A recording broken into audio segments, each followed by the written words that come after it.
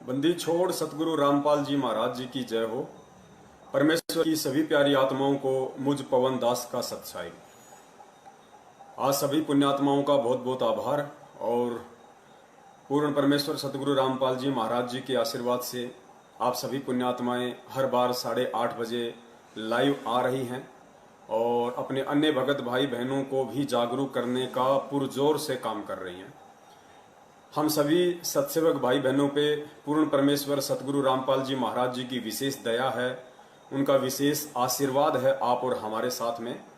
जो परमेश्वर ने इतनी बड़ी दया बख्श रखी है, दाता ने इतनी बड़ी मेहर कर रखी है परमात्मा ने कि सतगुरु प्रगट दिवस 8 सितंबर 2020 के संदेशे आप सभी भगत भाई बहनों के माध्यम से परमात्मा घर घर में पहुंचवा रहा है।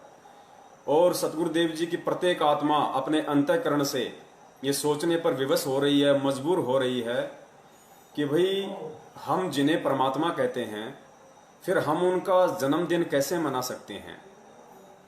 ये तो सारी भक्ति का ही सत्यानाश हो जाएगा। तो पुण्यात्माओं, आप और हमारी जो सेवा बन रही है सतगुरु आशीर्वाद से, परमेश्वर ने जो सेवा आप और हम जैसे तुच्छ जीवों को बख्श रखी है, पुण्यात्मा उस सेवा का कोई वारन पार नहीं है। आज वर्तमान है और वर्तमान में भगवान कभी भी अपने भगत को श्रेय नहीं देता है। भगत के शरीर छोड़ने के बाद परमात्मा एक महिमा के रूप में फिर आने वाली पीढ़ियों के सामने उन भक्तों की महिमा का एक उदाहरण पेश करता है और आगे आने वाली पीढ़ियां उन भक्तों के जो सुक्रम थे उनको आधार बना के उनसे शिक्षा लेते हुए फिर आगे अपने भक्ति मार्ग को प्रशस्त करती हैं, सावधान रहती हैं। जिस प्रकार 650 साल पहले परमेश्वर कबीर साहिब जी काशी में प्रकट हुए थे, उस समय परमेश्वर ने कितने उदाहरण पेश किए। अर्जुन सर्जुन का उदाहरण पेश किया, उसके बाद परमेश्वर ने मीराबाई जी का भी उदाहरण पेश किया, गणिका माई का उदाहरण पेश किया, परमेश्वर ने सिकंदर लोधी जी का उदाहरण पेश किया, रविदास जी का उदाहरण पेश किया। परमेश्वर ने उस समय उन आत्माओं की जो महिमा थी, उन आत्माओं के माध्यम से परमेश्वर ने जो काम करवाए या स्वयं उन आत्माओं का रूप धारण करके परमेश्वर ने जो जो सुक्रम भक्ति मार्ग में किए, पुण्यात्माओं उस समय तो उन आत्माओं को भनक भी नहीं थी कि हम क्या कर रहे हैं। करने वाले सब कुछ परमेश्वर थे। उस समय उन आत्माओं को भनक नहीं थी, क्योंकि परमेश्वर को इस बात का पता है, वो अंतर्यामी होता है कि जीव जीव होता है और पीव पीव होता है। पीव यानी परमात्मा और जीव एक आत्मा। मालिक को पता था कि यदि इनकी यहां पे महिमा बन जाएगी तो ये जीव कभी भी भ्रमित हो सकता है, भक्ति मार्ग से दूर हो सकता है, इसके मन में मान बढ़ाई उजागर हो सकती है, अहंकार आ सकता है। तो परमेश्वर ने उस समय उन आत्माओं के माध्यम से जो जो सुक्रम किए, उन महिमाओं को उस समय वर्णित नहीं किया, लेकिन आज उन आत्माओं के जाने के बाद आज वही उदाहरण आप और हमारे सामने पेश किए जा रहे हैं। उन आत्माओं को महान बताया जाता है। सतगुरुदेव जी कहते हैं कि नानक जी जैसी पुण्य आत्माएं, धर्मदास जी जैसी पुण्य आत्माएं, रविदास जी जैसी पुण्य आत्माएं, पुण्यात्माओं आज उन आत्माओं को एक उदाहरण के रूप में परमेश्वर आप और हमारे सामने पेश कर रहे हैं। ठीक इसी प्रकार, ठीक इसी पैटर्न पे, इस भक्ति मार्ग और विधान के अनुसार सतगुरुदेव जी ने जो हमें अपने अनमोल सत्संगों में जो बताया, जो समझाया, उस आधार से पुण्यात्माओं आज जो काल भगवान के साथ में परमेश्वर के यंत्र सत्सेवकों की ज्ञान आधार से जो लड़ाई चल रही है और जो उदाहरण बन रहे हैं वर्तमान में कि परमेश्वर के बच्चे कितनी शालीनता से, कितने धैर्य के साथ में और किस तरह परमेश्वर के ज्ञान को आधार बनाते हुए विवेक के साथ में इस भक्ति मार्ग पे चल रहे हैं। सांसारिक और सामाजिक जो परिस्थितियां हैं उनको भी साथ साथ निभा रहे हैं और भक्ति मार्ग में परमेश्वर ने हमें जो सेवा दे रखी है, सुमरण दे रखा है, नित्य नियम आरतियां दे रखी हैं, जो नियम और मर्यादाएं दे रखी हैं, उनका भी साथ साथ हम निर्वाह कर रहे हैं। उनको भी हम तन्मयता के साथ में सतगुरु आशीर्वाद से निभा रहे हैं, उनको पूरा कर रहे हैं। पुण्यात्माओं, आने वाले समय में परमेश्वर ने कहा है कि 1000 वर्ष तक कम से कम ये भक्ति मार्ग निर्बाध रूप से चलेगा। यानी कलयुग में जो सतयुग है उसका समय परमेश्वर ने आगामी 1000 वर्ष के लिए निर्धारित किया है। पुण्यात्माओं, आप और हम जीव हैं, हम एक लिमिट समय के लिए यहाँ पे हैं। हमारे श्वासों का लेखा जोखा परमेश्वर ने निर्धारित कर रखा है। कोई 20 साल जिएगा, कोई 25 साल जिएगा, कोई 50 साल जिएगा, तो कोई 70 साल जिएगा। ठीक इसी प्रकार आज जो पूर्ण परमेश्वर कबीर साहिब जी परम पूज्य सतगुरु रामपाल जी महाराज जी के स्वरूप में 8 सितंबर 1951 से इस पृथ्वी पर प्रकट हैं, विद्यमान हैं। उन्होंने भी काललोक के विधान के अनुसार कि जो आया है वो जाएगा, उस आधार से उन्होंने भी एक दिन ये जो ओवरकोट है जो अपने तेजपुंज के शरीर के ऊपर उन्होंने डाल रखा है, इसको उतारना पड़ेगा, इस कोट को भी छोड़ना पड़ेगा। तो पुण्यात्माओं, 1000 साल तक जो मार्ग चलेगा उस समय ना ही तो सतगुरुदेव जी इस वर्तमान शरीर में रहेंगे, क्योंकि ये उन्हें भी छोड़ना पड़ेगा काललोक के विधान के अनुसार। और आप और हम जैसी पुण्यात्माओं की तो औकात ही क्या है, हमें भी छोड़ना पड़ेगा। तो पुण्यात्माओं, आगामी जो आत्माएं हैं जो 1000 वर्ष तक बिना सतगुरुदेव जी की, बिना अपने गुरु की उपस्थिति के जो भक्ति करेंगी, पुण्यात्माओं, उन आत्माओं के लिए क्या आधार रहेगा?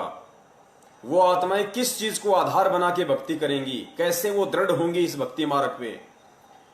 उन आत्माओं को भक्ति मार्ग पे दृढ़ता के साथ बनाए रखने के लिए, उनको टिकाए रखने के लिए आज परमेश्वर संगत में जो घटनाएं घटित करवा रहे हैं, जो उदाहरण आप और हम जैसे सत्सेवकों के माध्यम से परमात्मा बनवा रहे हैं, पुण्यात्माओं, ये जो एग्जाम्पल हैं, ये आगामी 1000 वर्ष तक जो आत्माएं सत्य भक्ति करेंगी उन आत्माओं के लिए उदाहरण पेश होगा। तो पुण्यात्माओं, हाथ जोड़ के निवेदन है, हम सेवक हैं, और जब हमें इतना परमेश्वर ने तत्व ज्ञान दिया है, हमें इतनी सद्बुद्धि बख्शी, हमें इतनी दिव्य दृष्टि परमात्मा ने बख्शी है इन चीजों को समझने की, तो पुण्यात्मा वर्तमान में हमें जो एक्टिंग मिली हुई है, हमें जो रोल मिला हुआ है, हम उसको तन्मयता के साथ में निभाएं, बिल्कुल धैर्य और विवेक के साथ में हम चलें इस भक्ति मार्ग पे। आज यदि हमने जरा सी भी त्रुटि कर डाली तो आने वाली आत्माएं, उनके ऊपर क्या असर पड़ेगा, वो हमारे विषय में क्या सोचेंगी, ये सर्वविदित है।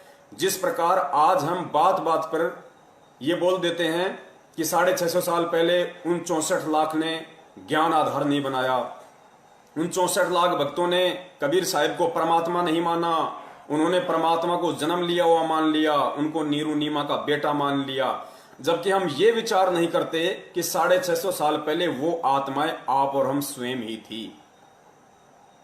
तो पुण्यात्माओं, आज जैसे हम 650 साल पहले वाली आत्माओं को दोष दे देते हैं, हम उनको निम्न कैटेगरी में शामिल कर देते हैं कि उन्होंने ऐसी गलती कैसे कर दी।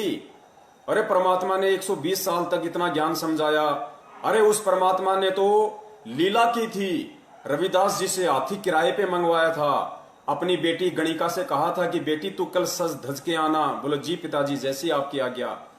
रविदास जी को पीलवान बना दिया, अपनी बेटी को हार श्रृंगार के साथ हाथी पे बैठा दिया, स्वयं वो परमात्मा अपनी बेटी के पीछे बैठ गया, हाथ में एक बोतल ले ली जिसमें गंगा जल था, और अपनी बेटी के कंधे पे हाथ रख लिया, और रविदास जी हाथी को हाँकने लग गए काशी के बाजार से।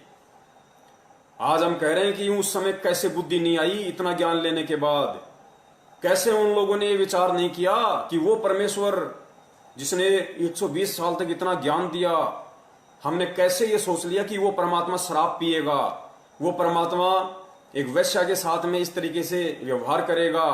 पुण्यात्माओं, वो और कोई नहीं थे, वो आप और हम ही थे।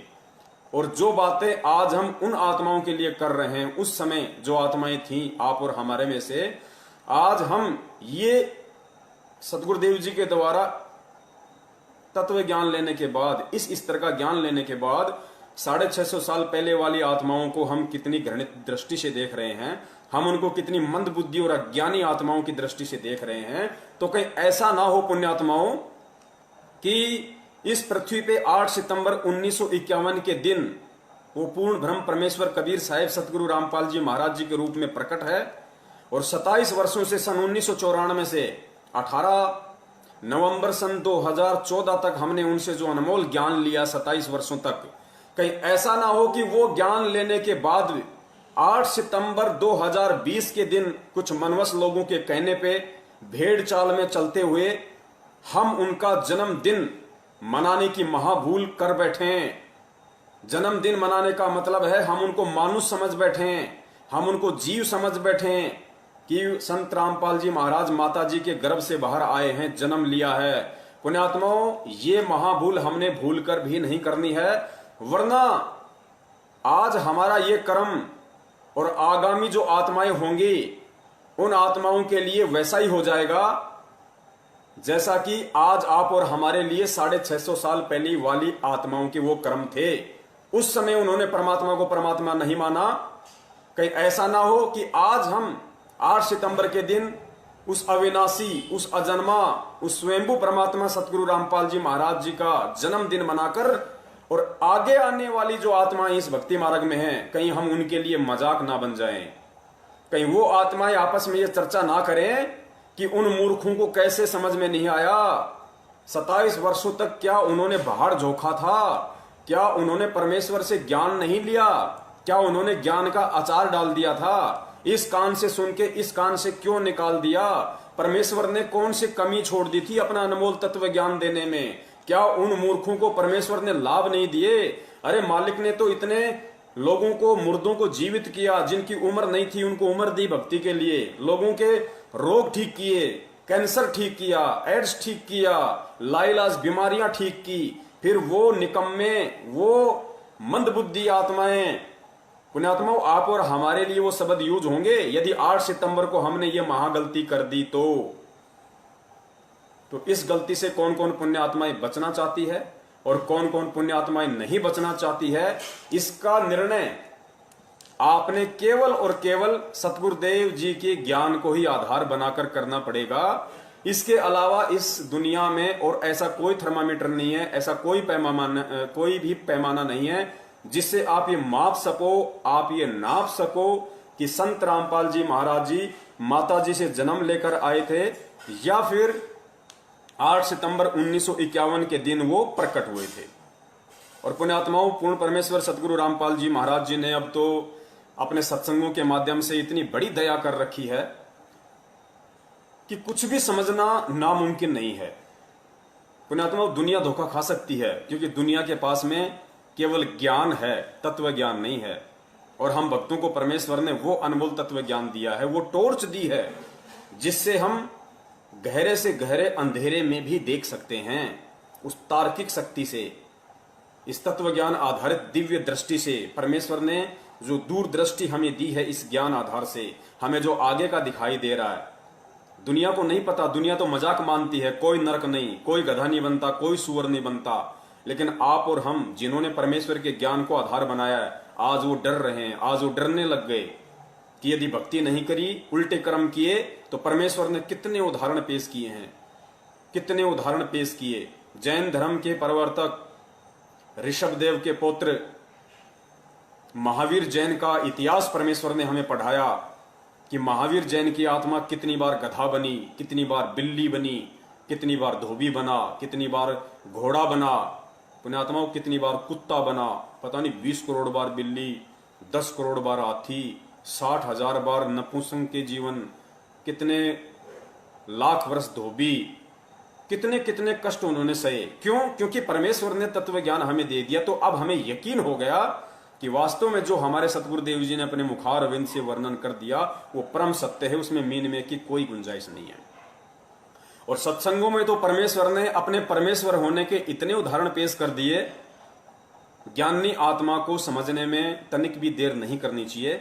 ऐसा ही एक छोटा सा और सत्संग है परमेश्वर का, वो आप जी सुनिए और मालिक दया करेंगे, बड़ी आसानी से समझ में आएगा। देखो, परमेश्वर पूर्ण संत केवल इशारा करेगा, संकेत करेगा और संकेतों से ही फिर हमने इस चीज को समझना पड़ेगा। तो परमेश्वर दया करें, एक छोटा सा वीडियो क्लिप है मालिक का, परमेश्वर क्या बताना चाह रहा है। परमात्मा ने ये बात कही उस समय जब वो स्वयं आए हुए थे, तो वो अपने से अतिरिक्त बोलते हैं।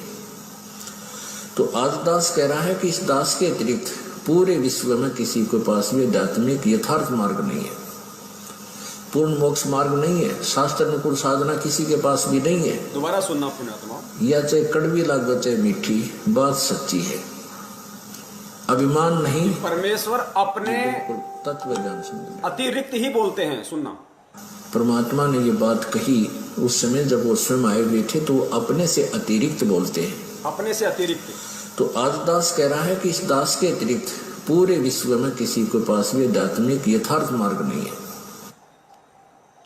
पुण्यात्माओं, पूर्ण परमेश्वर सतगुरु रामपाल जी महाराज जी ने ये जो 20 सेकंड का छोटा सा जो वीडियो आप और हमारे सामने प्रस्तुत किया है, पेश किया है, इसमें कितना बड़ा रहस्य छुपा है। परमेश्वर ने साबित कर दिया कि मैं ही कबीर हूं, मैं ही परमेश्वर हूं।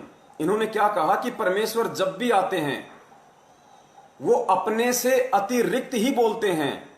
परमेश्वर जब भी आते हैं अपने से अतिरिक्त ही बोलते हैं। और तुरंत सतगुरु रामपाल जी महाराज जी ने क्या बोल दिया कि आज इस दास के अतिरिक्त पूरे विश्व में कोई संत नहीं है जिसके पास मोक्ष मार्ग हो। यानी पहले तो सतगुरु रामपाल जी महाराज जी ने परमेश्वर की जो लक्षण है वो बता दिए कि वो केवल अपने अतिरिक्त ही बोलता है, और तुरंत फिर स्वयं भी बोल दिया कि मुझ दास के अतिरिक्त पूरे विश्व में, अर्थात यदि परमेश्वर अपने से अतिरिक्त बोलते हैं तो आज वर्तमान में अपने से अतिरिक्त ये विश्व को संदेश देने वाले कि मेरे अतिरिक्त, इस दास के अतिरिक्त, इस रामपाल दास के अतिरिक्त पूरे विश्व में कोई संत नहीं है जिसके पास पूर्ण आध्यात्मिक मार्ग हो। एक बार दोबारा से सुन लो पुण्यात्माओं, यही संकेत होते हैं परम संत के, यही वो तत्व ज्ञान है जिसका हमें निष्कर्ष निकालना है। एक बार पुनः सुन लीजिए, शायद परमेश्वर दया कर दें। परमात्मा ने ये बात कही उस समय जब वो स्वयं आए हुए थे, तो अपने से अतिरिक्त बोलते हैं। तो आज दास कह रहा है कि इस दास के अतिरिक्त पूरे विश्व में किसी के पास भी आध्यात्मिक यथार्थ मार्ग नहीं है, पूर्ण मोक्ष मार्ग नहीं है, शास्त्र अनुकूल साधना किसी के पास भी नहीं है।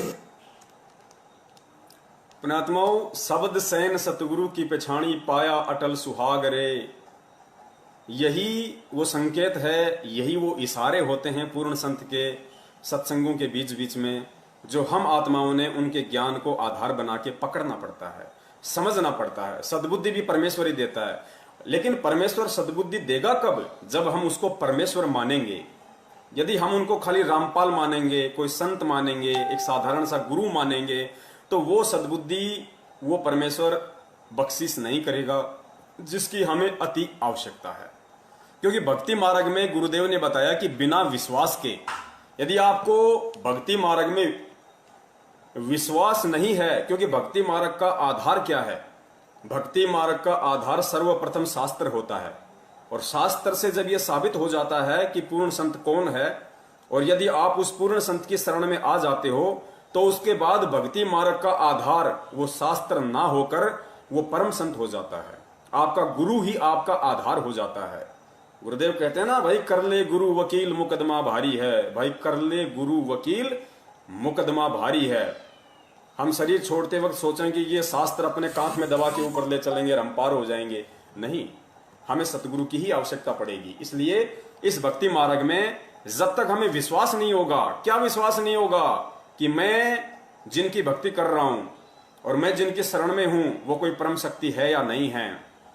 एक छोटी सी ऑडियो क्लिप, क्योंकि ये थोड़ी भूमिका बन रही है पुण्यात्माओं, आगे परमेश्वर आज जो खुलासा करवाएंगे, क्योंकि बहुत सारे भगत भाइयों की काफी शंकाओं का तो परमेश्वर ने वीडियो बनवा के 2-4 दिन से काफी तो निवारण हो गया है उनकी शंकाओं का, लेकिन कुछ एक भगत भाइयों की ये शंका रह गई कि भाई बाकी बात तो ठीक है, हमारे समझ में आ गई कि संत रामपाल जी महाराज जी अकेले वो संत हैं जिन्होंने दुनिया में ये अनमोल तत्व ज्ञान दिया है।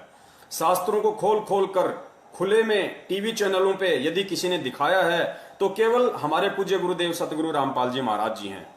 लेकिन हमारे शंका इतनी सी है कि भाई कबीर साहिब जी ने कभी शादी नहीं की, कबीर साहिब जी के कभी बच्चे पैदा नहीं हुए, तो समझ में हमारे ये नहीं आ रहा कि यदि 8 सितंबर 1951 से यदि वो प्रकट हैं, संत रामपाल जी महाराज जी के स्वरूप, उनके शरीर को काम में लेते हुए यदि साक्षात वो कबीर परमेश्वर ही उनके स्वरूप है, उस रूप में है, तो शादी क्यों की? अंजू मंजू वीरेंद्र और मनोज को पैदा क्यों किया? अनारो माई के पति क्यों कहलाए? भी परमेश्वर के तो ये कर्म नहीं होते कि वो शादी करता है, वो बच्चे पैदा करे। अब इस बात को तो हम झुठला भी नहीं सकते, क्योंकि उनके 4 बच्चे भी हैं, उन्होंने शादी भी की है। तो पुण्यात्माओं, आज का ये महत्वपूर्ण विषय होगा और ससबूत परमेश्वर इसको साबित करवा देंगे, आज ही करवा देंगे। हमारा एक भाई था पहले, अब तो वो गुरुद्रोही हो गया। देखो पुण्यात्माओं, आत्मा सब परमात्मा की है, चाहे गुरुद्रोही की हो या चाहे वर्तमान भगत की हो। राग द्वेष हमें ना गुरुद्रोही से करना है, ना हमें किसी जगत वाले से करना है, ना हमें किसी वर्तमान से करना है। तो परमेश्वर ने सिखाया ही नहीं। गुरुद्रोही अपना कर्म भोगेगा, भगत अपना सुक्रम पाएगा।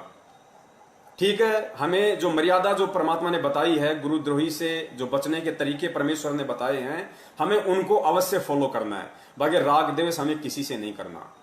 तो हमारा जो संजय भाई था वो अभी गुरुद्रोही हो चुका है, पूर्ण रूप से गुरुद्रोही हो चुका है। स्वयं वो जगत गुरु की उपाधि ले चुका है, पूर्ण गुरु की उपाधि ले चुका है, तत्वदर्शी संत की उपाधि ले चुका है वो। और उसी के जैसी कुछ माड़े संस्कार वाली जो आत्माएं हैं वो उसके पीछे लगी हुई हैं, उसको दंडवत प्रणाम कर रही हैं, उसके लिए 56 भोग लगा रही हैं। वो स्वयं 56 भोग लगाता है, बाकी उसका जो झूठा है वो अन्य भगत खा रहे हैं वहां पे हिमाचल में। तो वो भाई कहा करता था कि परमेश्वर साबित करवा देंगे, परमेश्वर साबित करवा देंगे। इसलिए दास कह रहा है कि ये पवन दास परमात्मा का कुत्ता ये नहीं कहेगा कि परमात्मा साबित करवा देंगे, परमात्मा साबित करवा देंगे। नहीं, परमेश्वर आज इसी वीडियो में साबित करवा देंगे, दास ये कह रहा है। तो भक्ति में विश्वास और कितना जरूरी है परमेश्वर पे। गुरुजी ने कितनी बार सत्संगों में जिक्र किया, बार बार किया कि बिना विश्वास के भक्ति निष्फल है। और एक छोटी सी ऑडियो क्लिप परमेश्वर की आप और सुन लीजिए, उसके बाद भूमिका जबरदस्त बन जाएगी। क्योंकि पुण्यात्माओं, जब तक यदि कोई मकान बनाना चाहता है, कोई बिल्डिंग खड़ी करना चाहता है, तो गुरुदेव ने बताया कि फाउंडेशन बहुत स्ट्रांग होना चाहिए, मजबूत होना चाहिए, नींव मजबूत होनी चाहिए। नींव जितनी मजबूत होगी, बिल्डिंग चाहे उसके ऊपर उतनी ही ऊंची खड़ी कर लो, जरा सा भी दिक्कत नहीं आएगी।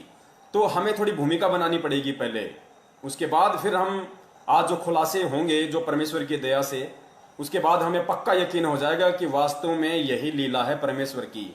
इसी लीला में तरीके से हम जिन्हें सतगुरुदेव जी, संत रामपाल जी महाराज जी यानी पूर्ण ब्रह्म कबीर साहिब जी का बेटा बेटी कहते हैं, अंजू मंजू मरन मनोज वीरेंद्र, भाई ये संत रामपाल जी महाराज जी के बेटा बेटी नहीं, ये तो लीला कुछ और है जो परमेश्वर आगे साबित करवाएंगे।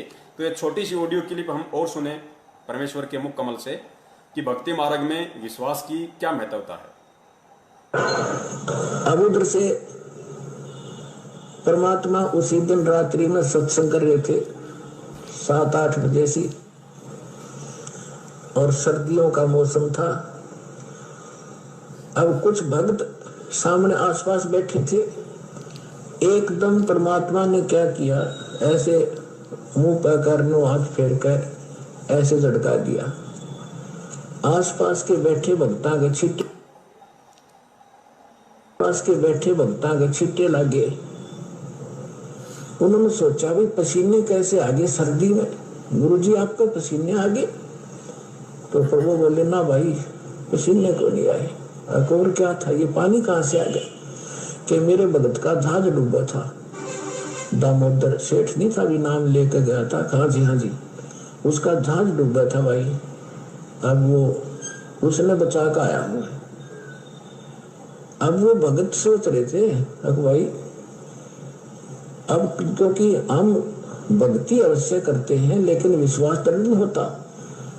अब परमात्मा कहते हैं कहाँ हो तो हरि नाम से, जब मन में नहीं विश्वास, बिना विश्वास के जो भक्ति करते हैं वो सफल नहीं होते हैं। तो वो कच्चे से थे और मन में उनके न्यू थी, ऐसे ही शब्द गा रहे थे, ज्ञान सुना रहे थे, पसीने आगे होंगे हमारे सामने बैठे, और वहां कैसे समुद्र में जहाज में बचा के आए हैं। वो तो बात कही आई। परमेश्वर कह रहे हैं कि क्या होत हरि नाम बिना, क्या होत हरि नाम से जो मन में ना विश्वास। यानी यदि आपने अपने सतगुरुदेव जी से नाम दीक्षा भी ले ली, क्या होत हरि नाम बिन, गुरु नाम नहीं कहा, हरि नाम। हरि कौन? हमारे पूज्य परमेश्वर। तो क्या होत हरि नाम से जो मन में ना विश्वास। परमेश्वर कहते हैं यदि तुम्हें इतना भी विश्वास नहीं है कि मैं जिसकी भक्ति कर रहा हूं, जिसने मुझे नाम दीक्षा दी है, वो कौन है, वो खाली एक संत है या सारी सृष्टि का रचनहार है, जब तक तुम्हें इतना भी विश्वास नहीं होगा तो उस नाम का कोई यूज नहीं है, चाहे रात दिन उसके रट्टे लगाते रहना। गुरुदेव कहते हैं ठीक है, जैसा करोगे वैसा मिल जाएगा, लेकिन जिस चीज के लिए हम भक्ति कर रहे हैं, जो पापड़ बेल रहे हैं, संघर्ष कर रहे हैं, वो है मोक्ष। मोक्ष नहीं हो पाएगा जब तक हम गुरुदेव पे विश्वास नहीं करेंगे। तो पुण्यात्माओं, ब्लाइंड फेथ की जब जब सतगुरु रामपाल जी महाराज जी बात करते हैं तो ब्लाइंड फेथ के विषय में उन्होंने कहा कि सतगुरु के ऊपर, अपने गुरु के ऊपर, उनके प्रत्येक वचन के ऊपर तुम लोगों ने ब्लाइंड फेथ करना होगा, अंधविश्वास करना होगा। और साथ ही परमेश्वर ने फिर यह भी क्लियर किया कि ब्लाइंड फेथ केवल अपने गुरु के ऊपर ही करना है। जब तुम्हारा गुरु तुम्हें यह साबित कर दे कि मैं ही सच्चा गुरु हूं और मैंने तुम्हें जो मंत्र दिए हैं वो वास्तविक यथार्थ सत्य भक्ति के मंत्र हैं, ये वही मंत्र हैं जो परमेश्वर ने 650 साल पहले आके दिए, जो धर्मदास जी को दिए, मलुक दास जी को दिए, गरीबदास जी को दिए, दादू जी को दिए, नानक जी को दिए, और उन आत्माओं का उद्धार हुआ। उसके बाद पुण्यात्माओं, हमें ब्लाइंड फेथ केवल और केवल सतगुरु पे करना है, सतगुरु के भाई पे नहीं, सतगुरु की मां पे नहीं, सतगुरु के पापा पे नहीं, सतगुरु के भाई बंधुओं पे नहीं, उनके कोऑर्डिनेटर सिस्टम पे नहीं, केवल सतगुरु के ऊपर। और यही हम लोगों ने सबसे बड़ी मूर्खता की, हम लोगों ने सबसे बड़ा जो धोखा खाया भक्ति मार्ग में वो यही खाया कि सतगुरु पे तो हमें पता नहीं विश्वास हुआ या नहीं हुआ, लेकिन सतगुरु के पीछे जो उनके परिवार वाले थे, जो रिश्तेदार थे, जो एक मैनेजमेंट सिस्टम बना हुआ था, उन लोगों पे हमने आवश्यकता से ज्यादा विश्वास कर दिया। अपनी सर की पगड़ी उतार के उनके चरणों में रख दी हमने। वो ब्लाइंड फेथ हमारा गलत था, हमारा रॉन्ग था। हमें गुरुदेव ने केवल परमेश्वर पे विश्वास करना सिखाया, अपने ऊपर विश्वास करना सिखाया कि अपने गुरु पे ब्लाइंड फेथ करो, गुरु के परिवार पे नहीं। लेकिन हमने गुरु पे कम और परिवार पे ज्यादा विश्वास किया। आज दुर्गतियां हो रही है संगत में, दुर्गतियां, बेमौत मर रहे हैं सारनामी लोग, सतनामी लोग, प्रथम नाम बेमौत मर रहे हैं। इसका मतलब ये नहीं कि यदि आपको नहीं मालूम पड़ रहा तो संगत में दुर्गति नहीं हो रही। संगत में दुर्गतियां हो रही हैं। जिन्होंने परमेश्वर को परमेश्वर नहीं माना, जिन्होंने सतलोक आश्रम मैनेजमेंट हरियाणा के कहने पर राजनीतियां की हैं, आरक्षण बाजियां की हैं, भगत समाज को प्रेरित करके उनका खून निकलवाया है, वो खून फिर प्राइवेट संस्थाओं को ऊंचे पैसों में बेचा गया है, व्यापार किया गया उनके खून का, गुरु की आड़ में, रक्तदान की आड़ में, और फिर सार नाम की आड़ में कितने भक्तों को मूर्ख बनाया गया कि कितने भगत उनके चक्कर में आके परमेश्वर से दूर हुए हैं। तो पुण्यात्मा, ब्लाइंड फेथ हमें केवल परमेश्वर पे करना है। और यही महागलती 8 सितंबर 2020 को हजारों की संख्या में लोग करने जा रहे हैं, हजारों की संख्या में। और परमेश्वर बार बार अपने सत्सेवक बच्चों को निमित्त बना रहे हैं कि वो गलतियां करने से मेरे बच्चे बचें। तो पुण्यात्माओं, अब हम आगे बढ़ते हैं। एक छोटा सा वीडियो परम पूज्य सतगुरु रामपाल जी महाराज जी का, उनके मुखारविंद से एक अनमोल वचन। ये वीडियो आप सुनोगे पुण्यात्माओं, आपकी आत्मा गदगद हो जाएगी कि परमेश्वर ने स्पष्ट संकेत दे दिया, खुलकर संकेत दे दिया। इस वीडियो में आप ये ना समझना कि इससे पहले कबीर साहिब जी का प्रकरण चल रहा था और उस आधार से परमात्मा अपने ऊपर लेके कह रहे हैं। नहीं, इस वीडियो में परमेश्वर ने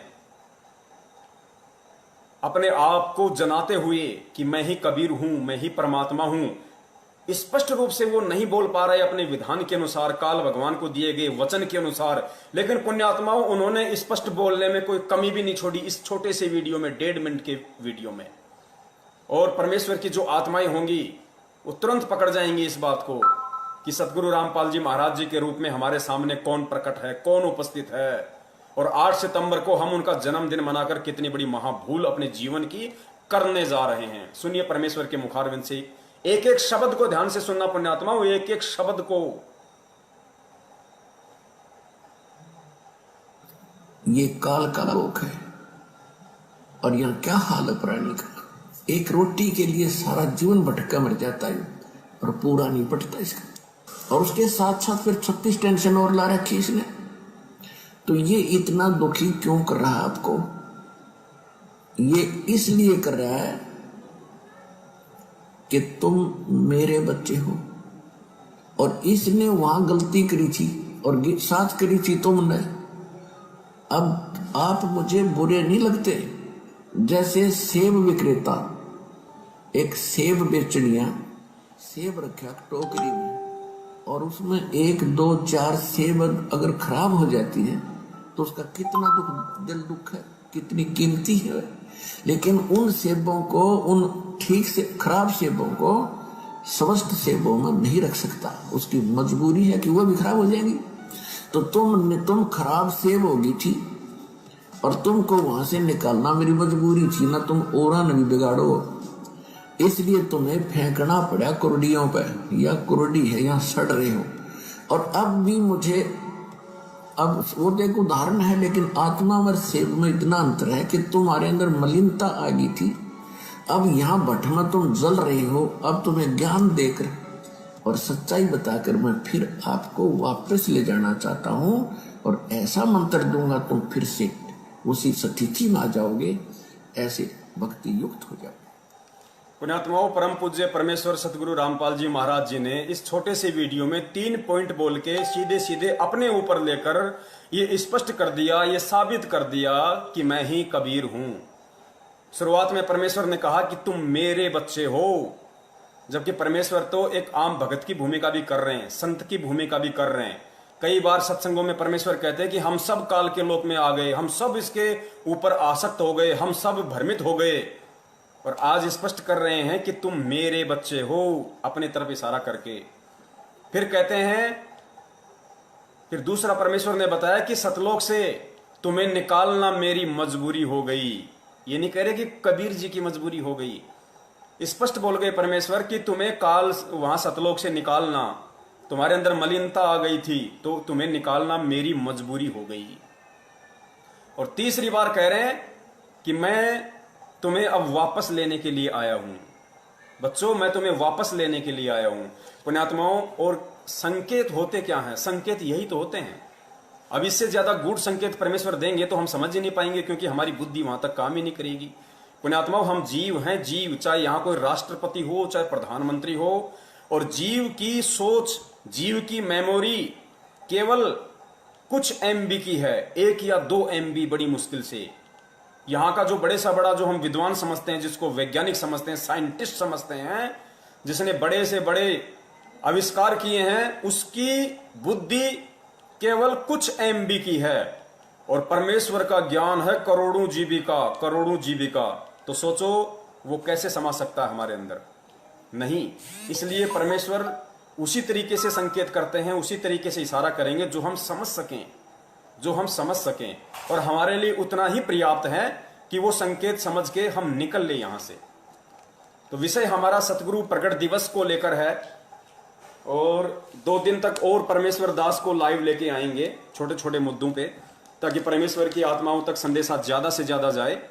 और दास निवेदन करेगा, अब आगे परमेश्वर महाखुलासा करवाएंगे उस बात का जिन लोगों को यह शंका है कि यदि आपके गुरु सतगुरु रामपाल जी महाराज परमात्मा हैं, पूर्ण ब्रह्म परमेश्वर हैं, यदि वो प्रकट हुए हैं, आज साक्षात संत रामपाल जी महाराज के स्वरूप में हैं, तो फिर उनके बच्चे क्यों, उन्होंने शादी क्यों की, उन्होंने स्त्री भोग क्यों किया? तो उसके लिए दास निवेदन करेगा, ज्यादा से ज्यादा आप जी शेयर को बटन दबाएं, शेयर का बटन दबाएं, और ज्यादा से ज्यादा जितने भी फेसबुक के ग्रुप हैं, क्योंकि पुण्यात्माओं मजा तभी आएगा जब संदेशा हमारे भगत भाइयों तक ज्यादा से ज्यादा जाएगा। पुण्यात्माओं, भगत ही नहीं, जगत वालों को भी परमेश्वर के वचन सुनने में बड़ा आनंद आ रहा है वर्तमान में, क्योंकि हर आदमी दुखी है और हर आत्मा परमात्मा की है, और ऊपर से ठीक का समय आ गया। तो पुण्यात्माओं, बच के कोई निकल नहीं सकता, सबको इस परमेश्वर की शरण में आना पड़ेगा। तो अब हम बढ़ते हैं हमारे उस खुलासे की तरफ जो परमेश्वर ने आज हम दासों को निमित्त बनाया है भगत और जगत को संदेशा दिलवाने के लिए। तो पुण्यात्माओं, सतगुरुदेव जी ने अपने सत्संगों में कोई कमी नहीं छोड़ी, हर पॉइंट को उन्होंने क्लियर किया है। अब कमी यदि ना समझी की कहीं ना कहीं है तो केवल हम जीवों की है, क्योंकि या तो हम ध्यान से उनके सत्संग नहीं सुनते, या फिर हम परमेश्वर को परमेश्वर ना मान के और एक आम संत की तरह उनके साथ व्यवहार करते हैं और भक्ति भी करते रहते हैं, तो वो सद्बुद्धि हमें बख्शिश नहीं होगी जो एक सुयोग्य भगत को होनी चाहिए। तो इस बात का जो सबूत है, जो खुलासा है, वो सन 2012 में ही परमेश्वर सतगुरु रामपाल जी महाराज जी ने सतलोक आश्रम बरवाला में ये पुस्तक लिखी थी जिसका नाम है कबीर सागर का सरलार्थ। इसको 2016 में सतलोक आश्रम मैनेजमेंट हरियाणा ने टाइपिंग करवाकर अपने धार्मिक व्यापार के लिए संगत में भिजवा दिया, बंटवा दिया इसको। लेकिन और कहा कि सन 2016 में एक लेटर निकाला इन लोगों ने कि संत रामपाल जी महाराज जी ने हिसार जेल से लिख के भेजा है 400 पेज का कबीर सागर, जबकि इसकी भूमिका में लिखा हुआ है। आप पढ़ना पुण्यात्माओं, दास इतना नहीं पढ़ा पाएगा आपको सारा, क्योंकि समय का अभाव है, इंटरनेट का भी अभाव है, दास के पास इतना नेट नहीं है। इसकी भूमिका में लिखा हुआ है, सतगुरु रामपाल जी महाराज जी स्वयं कह रहे हैं कि इस दास ने मात्र 2 महीने के अंदर अंदर पूरे कबीर सागर को पढ़ा, उसका निष्कर्ष निकाला, और पूरा निष्कर्ष निकाल के मात्र 2 महीने के अंदर अंदर सन 2012 में इस कबीर सागर को लिपिबद्ध कर दिया था। मैनेजमेंट ने तो केवल इसको टाइप करवाया, टाइप, और कुछ मिलावट भी कर रखी है, वो भी आपको बताएंगे, वैसे तो वीडियो बने हुए हैं उसके ऊपर। तो परमेश्वर ने इसी के अंदर वो गहरा रहस्य छुपा रखा है। उस सवाल का जवाब परमेश्वर ने इस कबीर सागर के पेज नंबर 70 के ऊपर छुपा रखा है पुण्यात्माओं। पेज नंबर 70 ध्यान से पढ़ना, ज्यादातर भक्तात्माओं के घर पे रखा भी होगा। तो चलिए हम सीधे चलते हैं point two point page number 70 पे। पेज नंबर 70, ये देखिए पुण्यात्माओं, ये है पेज नंबर 70। आपको उल्टा दिखाई देगा, इसलिए दास पढ़ के आपको सुनाएगा, आप देख लेना अपने घर पे। इसमें दास आपको थोड़ा सा मौखिक बता देता है। इसमें श्री कृष्ण जी का मैटर है, थोड़ा सा श्री कृष्ण जी और दुर्वासा ऋषि जी का थोड़ा सा मैटर है। और मैटर ये है कि परमेश्वर ने ये जो अनमोल कथा इस कबीर सागर के पेज नंबर 70 पे लिपिबद्ध की है, इसका बहुत बड़ा रहस्य था।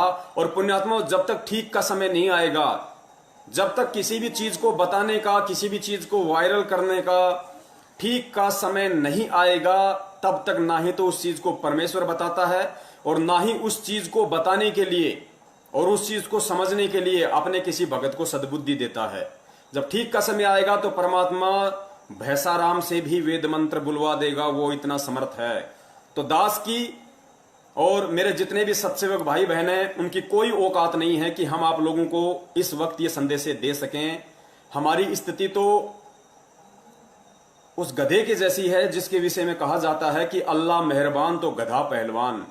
तो हमारे ऊपर तो हमारे पूर्ण ब्रह्म परमेश्वर, वो अल्लाह, वो सतगुरु रामपाल जी महाराज जी मेहर है, उनकी मेहर है, वो मेहरबान है, जो हम जैसे गधों को पहलवान बना के संगत में छोड़ रखा है और अपने भगत भाई बहनों तक संदेशे जा रहे हैं। तो इसमें जो प्रकरण है वो दुर्वासा ऋषि और श्री कृष्ण जी को लेकर है। दास थोड़ा सा मौखिक बता देता है, फिर आपको ये पढ़कर भी बता देगा ताकि आपको और अच्छे से समझ में आए। तो परमेश्वर ने इसमें लिखा है, चलो पहले दास आपको पढ़ के बता देता है पुण्यात्माओं। श्री कृष्ण जति और दुर्वासा निराहारी थे। श्री कृष्ण जी जति पुण्यात्माओं, इसी कबीर सागर के पेज नंबर 70 पे परमेश्वर ने 2 प्रकार के जति बताए। एक जति वो होता है जो कभी स्त्री भोग नहीं करता, और दूसरा जति वो होता है जो सिवाय अपनी औरत के अन्य किसी के साथ भोग नहीं करता है। 2 प्रकार के परमेश्वर ने जति बताए हैं। पुण्यात्माओं, अंतर्यामी परमेश्वर को मालूम था इस बात का कि दुनिया तो बहुत देरी से समझेगी, मेरे से नाम उपदेशी जो भगत हैं उनके 2 ग्रुप बनेंगे, ए और बी, सत्सेवक और मैनेजमेंट, और आपस में उनका इन बातों पे तर्क वितर्क होगा, वाद विवाद होगा। तो अंतर्यामी परमेश्वर ने 2012 में ही ये महत्वपूर्ण उदाहरण प्रस्तुत करके छोड़ दिया था कि जब ठीक का समय आएगा तो एक भाई दूसरे भाई को समझाने के लिए मेरे द्वारा लिपिबद्ध इस कहानी का उपयोग करेगा। वो अंतर्यामी परमेश्वर है पुण्यात्माओं। श्री कृष्ण जति और दुर्वासा निराहारी थे। निराहारी वो होता है जो आहार नहीं करता, जो भोजन के ऊपर आश्रित नहीं होता, जो अन्न के ऊपर आश्रित नहीं होता, उसको निराहारी कहते हैं, गुरुदेव ने बताया। कबीर जी ने कहा कि हे धर्मदास, आप जी को पता है कि श्री कृष्ण जी की 8 स्त्रियां तो वे थी जिनसे उन्होंने विवाह किया था। 16,000 वे स्त्रियां थीं जिनको एक राजा से युद्ध करके छीन कर लाए थे, तथा अन्य जो मथुरा वृंदावन की गोपियां थीं, इन सब के साथ श्री कृष्ण जी ने भोग विलास और कोष्टक में लिखा हुआ सेक्स करते थे। एक दुर्वासा ऋषि थे, वे निराहार रहते थे, दिन में केवल 1 दिन का दूब घास का खाते थे। दूब को ध्रुवा भी कहते हैं। केवल दूब के घास मात्र तिनके पर आधारित रहने के कारण ऋषि का नाम दुर्वासा प्रसिद्ध हुआ।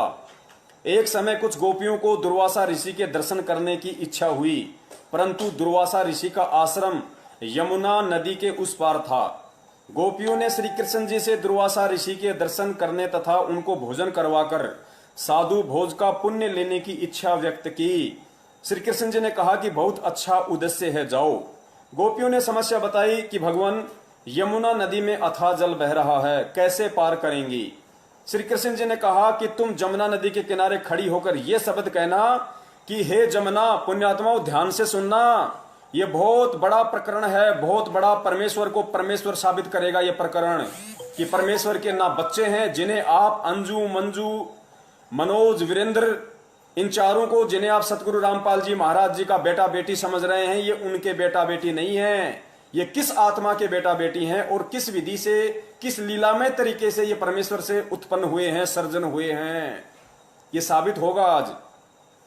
श्री कृष्ण जी ने कहा कि तुम जमुना नदी के किनारे खड़ी होकर यह शब्द कहना कि हे जमुना दरिया, यदि श्री कृष्ण जति हैं, जति यानी जिन्होंने भोग विलास नहीं किया, यदि श्री कृष्ण जति हैं और हमारे साथ भोग विलास नहीं किया तो हमें रास्ता दे दो।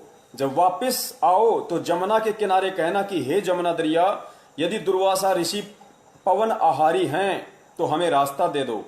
सैकड़ों गोपियां भोजन के थाल लेकर चली।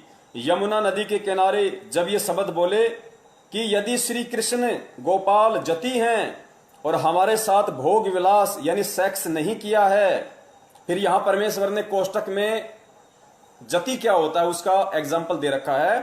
जति 2 प्रकार के होते हैं, एक तो जिसने कभी स्त्री भोग नहीं किया हो, पुण्यात्मा ध्यान रखना, सतगुरुदेव जी के ऊपर यही जति वाला उदाहरण पेश होगा आगे। एक जति वो होता है जिसने कभी भी स्त्री भोग नहीं किया हो, दूसरा जिसने अपनी पत्नी के अतिरिक्त अन्य स्त्री से कभी मिलन नहीं किया हो, तो हमें रास्ता दे दो। उसी समय जमुना नदी का पानी घुटनों तक आ गया, इतना गहरा रह गया। सब गोपियां नदी पार कर गई। फिर से जमुना दरिया किनारों तक भरकर बहने लगी। गोपियों ने जमुना पार करते ही वापस जमुना उसी वेग से बहने लगी। यह देखकर सभी गोपियों ने विचार किया, पुण्यात्मा देखना गोपियों ने क्या विचार किया। यह देखकर सभी गोपियों ने विचार किया कि श्री कृष्ण जी ने हमारे साथ अनेकों बार विलास किया है, श्री कृष्ण जी ने हमारे साथ अनेकों बार सेक्स किया है, भोग विलास किया है, शारीरिक संबंध बनाए हैं। यह कैसा चमत्कार है। सब गोपियां यह विचार करती हुई दुर्वासा ऋषि के आश्रम में पहुंची। ऋषि दुर्वासा के सामने भोजन का थाल रखकर भोजन खाने की प्रार्थना की। ऋषि ने कहा कि देवियों, मैं आहार नहीं करता, केवल वायु पर या एक तुनका दूब घास का खा लेता हूं। उपस्थित सर्व भक्तों ने यही बताया। तब गोपियों ने कहा कि ऋषि जी, हम बड़ी श्रद्धा के साथ भोजन बनाकर लाई हैं, आप भोग नहीं लगाओगे तो हमारा दिल टूट जाएगा। यह कहकर बार बार विनय करने लगी। तब ऋषि दुर्वासा जी ने सबका भोजन सारा का सारा खा लिया। गोपियों को आश्चर्य भी हुआ और अपने भोजन को खाने से मिलने वाले पुण्य से खुशी भी हुई और अपने गांव को चल पड़ी। यमुना दरिया पर आकर उनको याद आया कि क्या शब्द कहना है। उन्होंने कहा कि हे जमुना दरिया, यदि दुर्वासा जी पवन आहारी हैं, जो केवल वायु पर आधारित हैं, भोजन नहीं करते हैं, यदि दुर्वासा जी पवन आहारी हैं तो हमें रास्ता दे दो। उसी समय जमुना दरिया का पानी घुटनों तक रह गया। सभी गोपियां दरिया पार कर गई। फिर से यमुना दरिया उसी तरह भरकर वेग में बहने लगी। श्री कृष्ण जी ने गोपियों से पूछा, कहो कैसा रहा सफर। सब गोपियां मुस्कुराकर अपने अपने घर चली गई और बोली, आपको सब पता है। संत गरीबदास जी गांव छुड़ानी जिला झज्जर हरियाणा वाले को परमेश्वर कबीर जी ऐसे ही मिले थे जैसे सेठ धर्मदास जी को मिले थे। उनको भी सतलोक ले जाकर वापस छोड़ा था, उनको भी तत्व ज्ञान बताया था, उनका ज्ञान योग खोला था। संत गरीबदास जी ने अपनी अमृतवाणी में कहा है, पुण्यात्माओं, ये श्री कृष्ण जी की कथा का जिक्र आज से 300 साल पहले बंदी छोड़ गरीबदास जी महाराज जी ने भी अपने सदग्रंथ साहिब में लिपिबद्ध कर दिया था। केवल आज आप और हम इस बिचली पीढ़ी वाली पुण्यात्माओं के लिए, ताकि उनको अपने सतगुरुदेव जी में साक्षात कबीर भगवान के दर्शन हो, उनको अपने गुरु में किसी भी प्रकार का कोई मीन मेख दिखाई ना दें, उनके मन में यह तनिक भी शंका और भ्रम पैदा ना हो, ना कोई कर सके इस दुनिया में कि मेरा गुरु कबीर नहीं है, मेरा गुरु तो साक्षात ही कबीर है। 350 साल पहले गरीबदास जी महाराज जी ने भी सतग्रंथ साहिब में लिपिबद्ध कर दिया। और आज पूर्ण परमेश्वर सतगुरु रामपाल जी महाराज जी ने, जिन्होंने कबीर साहिब जी की भी भूमिका निभाई, आदरणीय गरीबदास जी महाराज जी की भी जिन्होंने भूमिका निभाई, और आज स्वयं साक्षात प्रकट है, उन्होंने भी इस कबीर सागर के सरलार्थ पेज नंबर 70 पे भी इस बात को लिपिबद्ध कर दिया, सिर्फ आप और हम जैसी अंध पुण्यात्माओं की आंखें खोलने के लिए। तो आदरणीय गरीबदास जी महाराज जी ने क्या लिखा है? गरीब कृष्ण गोपी का भोग कर, गरीबदास जी महाराज जी कह रहे हैं कि गरीब कृष्ण गोपी का भोग कर, श्री कृष्ण ने गोपिकाओं का भोग करके, उनके साथ भोग विलास करके, सेक्स करके भी, गरीब श्री कृष्ण गोपी का भोग कर फेर जति कहाया, जाकी गति पाई नहीं ऐसे त्रिभुवन राया। परमेश्वर ने साबित किया है कि श्री कृष्ण जी पुण्यात्माओं एक 3 लोक का एक विभागीय मंत्री भी नहीं कह सकते, क्योंकि जिस रूप में वो सर्जन थे वो श्री कृष्ण जी रूप में सर्जन थे। विभागीय मंत्री उनको श्री विष्णु रूप में कह सकते हैं। श्री कृष्ण जी जो श्री विष्णु जी के अंश अवतार थे, या काल भगवान के भी आप उनको अंश अवतार बोल सकते हैं, क्योंकि उन्हीं की प्रेरणा से ये सब काम होते हैं यहाँ पे काल लोक में। श्री कृष्ण जी ने गोपिकाओं के साथ, पुण्यात्माओं, वृंदावन की गोपिकाएं और उसके अतिरिक्त 16,000 वो औरतें जिनको वो एक राजा से युद्ध कर कर छीन कर लेके आए थे, उसके बाद भी परमेश्वर क्या कह रहे हैं कि गरीब श्री कृष्ण गोपी का भोग कर फेर जति कहाया। वो जति कहाए, जति जाकी गति पाई नहीं ऐसे त्रिभुवन राया। भावार्थ, श्री कृष्ण जी की रुचि स्त्री भोग करने की नहीं थी, यह कोई पूर्व संस्कार था, उनका निर्वाह किया था। श्री कृष्ण जी विद्वान थे, जानबूझकर विलास करना उनका उद्देश्य नहीं था।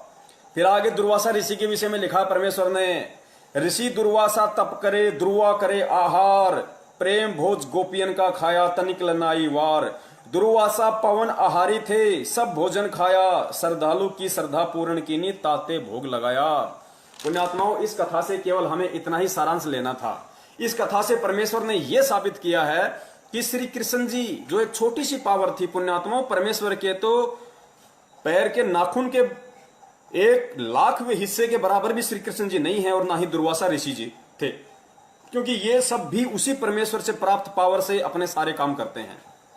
क्योंकि काल भगवान आप और हमारी भक्ति कमाई से टैक्स लेता है, गुरुदेव ने बताया, उस टैक्स से ही अपना सारा सिस्टम चला रहा है। इन आत्माओं से भक्ति करवा देता है ओम नाम की, इन आत्माओं से किसी जन्म में वो तप करवा देता है, उस तप के बदले फिर उनको इस तरह का जीवन दे देता है, इनकी महिमा बन जाती है। तो श्री कृष्ण जी जो एक छोटी सी पावर थी, पुण्यात्माओं, जब वो 16,000 औरतों के साथ में और वृंदावन की गोपियों के साथ में अनेकों बार भोग विलास करके भी जति कहला सकते हैं, तो फिर हमारे पूज्य परमेश्वर सतगुरु रामपाल जी महाराज जी तो स्वयं साक्षात पूर्ण ब्रह्म कबीर साहिब हैं, फिर वो जति क्यों नहीं कहला सकते?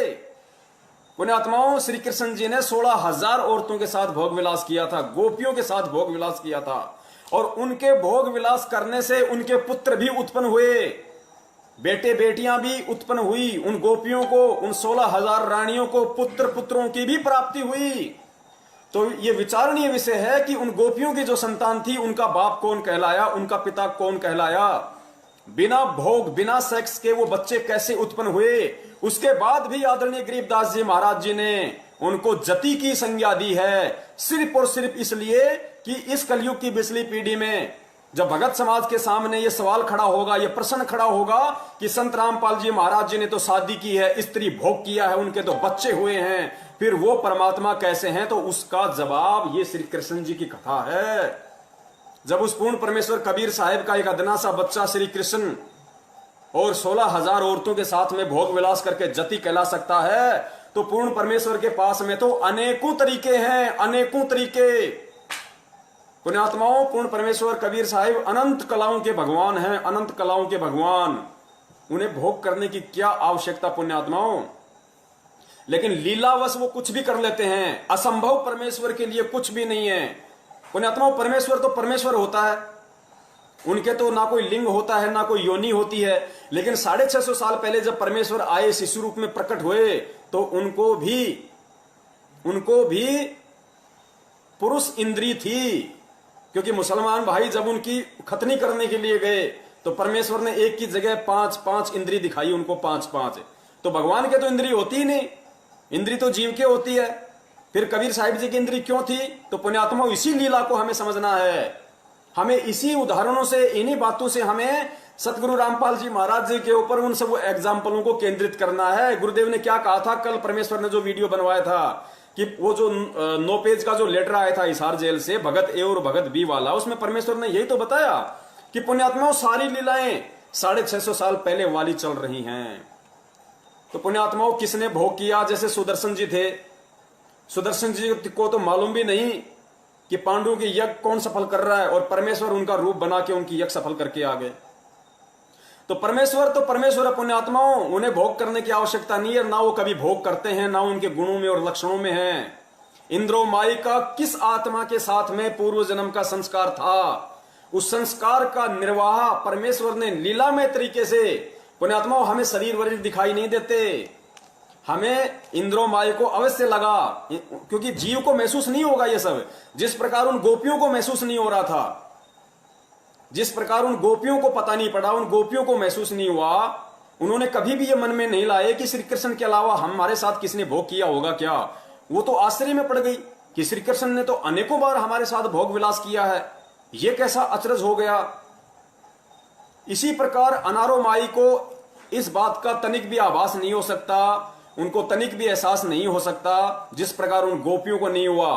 और जब गोपियों को नहीं हुआ और फिर श्री कृष्ण जी जति कहला सकते हैं, तो इधर हमारे परमेश्वर तो उनके बाप हैं, बाप, ये क्या नहीं कर सकते। तो पुण्यात्माओं, ये उदाहरण हमें समझने पड़ेंगे।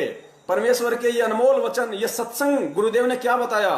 क्या कभी भी सतलोक आश्रम बरवाड़ा में गुरुदेव ने कभी भी किसी भगत को किसी भी सत्संग में ये कहा कि भाई मेन गेट के पास में जो शंका समाधान का एक कमरा बना हुआ है, वहां मैंने मेरे छोटे भाई महेंद्र को बैठा रखा है, और तुम भक्तों को जो भी शंका हो वहां जाके समाधान करवा लो? कभी नहीं कहा परमेश्वर ने, कभी नहीं कहा। क्यों नहीं कहा? क्योंकि परमेश्वर को पता है कि यदि ये दूसरों के आश्रित हो जाएंगे तो जीव जीव को भ्रमित कर सकता है, जीव जीव को भ्रमित कर सकता है। इसलिए परमेश्वर बार बार कहा करता थे कि पुण्यात्माओं, यदि कोई चीज तुम्हारी समझ में नहीं आ रही है, क्योंकि तुम जीव हो, तुम्हारी बुद्धि अभी उस स्तर की नहीं है, उतना काम नहीं करेगी। इसलिए जब ये दास सत्संग करता है या तुम इस दास के सत्संग सुनते हो, और यदि तुम्हें कोई चीज समझ में नहीं आती है, तो मन में विक्षेप लेके मत आना, कोई शंका पैदा मत करना, तुम सत्संग ही सुनते रहना। एक ना एक दिन तुम्हारी शंका का निवारण किसी न किसी सत्संग में वो अंतर्यामी परमात्मा कर ही देगा। तो पुण्यात्माओं, महेंद्र जी को तो सतलोक आश्रम बरवाड़ा में वो पद देना बहुत जरूरी था, क्योंकि वो सतगुरुदेव जी का सांसारिक रूप में छोटा भाई था, बराबर की टक्कर थी भाई। और महेंद्र जी को यदि छोटा मोटा पद परमेश्वर यदि इस तरह का ना देते, तो वो नया बखेड़ा वहां पे शुरू कर देता, जो परमेश्वर के लिए और जी का झाड़ बन जाता वहां पे। इसलिए उसके मन की तृप्ति के लिए, उसके पाखंडवाद को बढ़ावा ना मिले, उसके मन की तृप्ति हो जाए, वो थोड़ा सा न्यूट्रल हो जाए, निष्क्रिय हो जाए, इसलिए उसको अन्य भक्तों से बढ़कर मान सम्मान जबरन दिया गया वहां पे। परमेश्वर अंतर्यामी है, परमात्मा को सब पता है कि कौन भगत क्या बखेड़ा खड़ा करेगा, संगत में कुसंगत कौन है, कब वो भगत संगत में बांस बन के खड़ा हो जाएगा, खुद भी जलेगा और दूसरों को भी जलाएगा। तो ये उन भगत भाइयों की शंका का निवारण हो गया होगा पुण्यात्माओं। और दूसरा पुण्यात्माओं, हम विचार करें इन सब बातों पे, जो भी हमारे भगत भाई बहन 8 सितंबर 2020 को भगवान का जन्मदिन मनाने जा रहे हैं। अब शर्म तो उनको नहीं आएगी, क्योंकि जब परमेश्वर बुद्धि देंगे तभी उनके समझ में आएगी, और बुद्धि देने में तो परमेश्वर ने कोई कमी छोड़ी नहीं। तो जाहिर सी बात है उनका कोई पिछला संस्कार ही कमजोर है, माड़ा है, जिस वजह से वो ज्ञान को आधार नहीं बना पा रहे। पुण्यात्माओं, विचार करो, विचार करो। हम जिस परमात्मा कबीर साहिब जी का, आप भूल जाओ संत रामपाल जी महाराज जी को। पुण्यात्माओं, हमारे लिए संत रामपाल जी महाराज जी को भूलने का मतलब, जो दास आपको बोलना चाह रहा है उसका मतलब ये ना समझ लेना आप लोग कि अपने गुरुदेव को भूल जाओ। संत रामपाल जी महाराज जी एक जो ओवरकोट हैं, जो एक शरीर हैं, जो कबीर परमेश्वर ने उस शरीर को जो माध्यम बनाया है, दास उसकी बात कर रहा है। उसके अंदर जो आत्मराम है, जो हमारा कबीर परमात्मा है, जो सौद स्वरूपी राम है, तेज पुंज वाला है, मैं उसकी बात कर रहा हूं कि हमने उनको याद रखना है। वो केवल एक माध्यम बने हुए हैं वर्तमान में, ओवरकोट पहन के संत रामपाल जी महाराज जी के स्वरूप का। तो पुण्यात्माओं, हमारे लिए ठीक है, वो तो माध्यम वो बना के रखेंगे इस काल लोक के विधान के अनुसार। तो दास ये कहना चाह रहा था कि दास के घर में कबीर साहिब जी का जो फोटो हम मानते हैं कि ये परमात्मा का फोटो है, ये उनका चित्र है, नहीं पुण्यात्माओं। दास अपने घर में कबीर साहिब जी का जो दाढ़ी मूछ वाला फोटो वो नहीं रखता। दास अपने घर में केवल अपने परम पूज्य सतगुरु रामपाल जी महाराज जी का ही एक मात्र फोटो रखता है, अन्य किसी का फोटो नहीं रखता है। क्योंकि परमेश्वर कहते हैं कि एक साधे सब सदें और सब साधे सब जाए, माली सिंचे मूल को फले फूले घाए। और एक आत्मा के दो पति नहीं हो सकते, नेवर कदापि। तो हमें एक में ही भाव रखना है, हमें एक में ही श्रद्धा रखनी है। यही संत रामपाल जी महाराज जी के रूप में जो साक्षात कबीर परमेश्वर बैठे हैं, वही हमारा पिता है, वही हमारा बाप है, वही हमारा पिता है, वही हमारा पति है। इसके अतिरिक्त हमने अन्य की कोई आस्था रखनी ही नहीं। अरे परमेश्वर के तो असंख्य रूप हैं। एक कबीर साहिब जी की फोटो हम क्यों लगाते हैं? मुनिंदर ऋषि की लगाओ, करुणामय जी की लगाओ, केशव बंजारे की लगाओ, वो तो समस्त वेद के रूप में भी आए थे, वो तो गरीबदास जी महाराज जी के रूप में भी थे, वो तो ईसा मसीह के रूप में भी बाद में अपनी भगत की महिमा को बनाए रखने के लिए प्रकट हो गए थे। वो तो मंसूर का रूप धारण करके भी शहर में घूम रहे थे, हजारों मंसूर बन के। स्वयं साक्षात वो कबीर परमेश्वरी तो था। तो पुण्यात्माओं, हमने केवल वर्तमान में जिससे हमारा बेड़ा पार होना है। पुण्यात्माओं, जैसे गुरुदेव ने हजारों बार बताया कि भाई जिसको सेव खाने की इच्छा है, जिसको आम की भूख है, उसके सामने एक तो आम का चित्र रख दिया जाए और एक साक्षात आम रख दिया जाए, तो मूर्ख से मूर्ख आदमी भी, मंद बुद्धि से मंद बुद्धि प्राणी भी, जिसको भूख लगी होगी, पुण्यात्माओं, वो चित्र को नहीं उठाएगा, वो देखे भी नहींगा उस चित्र की तरफ। वो तो उस आम को उठाएगा तुरंत और छील छाल के तुरंत खा लेगा अपनी भूख मिटाने के लिए। तो पुण्यात्माओं, आप और हम पुण्यात्माओं को भक्ति की भूख है, भक्ति की भूख, हमें सतलोक जाना है। और हमारा आम, जीता जागता आम वक्त गुरु संत रामपाल जी महाराज जी है, जिससे हमारी वो प्यास मिटेगी, वो भक्ति की भूख मिटेगी। उस चित्र से नहीं मिटेगी। वो चित्र ना आज हमें सत्संग सुना सकता, वो चित्र ना आज हमारी शंकाओं का निवारण कर सकता, वो चित्र ना हमें लाभ दे सकता, वो चित्र ना हमारा कोई मार्ग दर्शन कर सकता, वो चित्र ना हमें कोई आशीर्वाद दे सकता, और ना उस चित्र से हमारा कोई काम सर सकता। तो उस चित्र का हमारे जीवन में क्या यूज? कोई यूज नहीं है।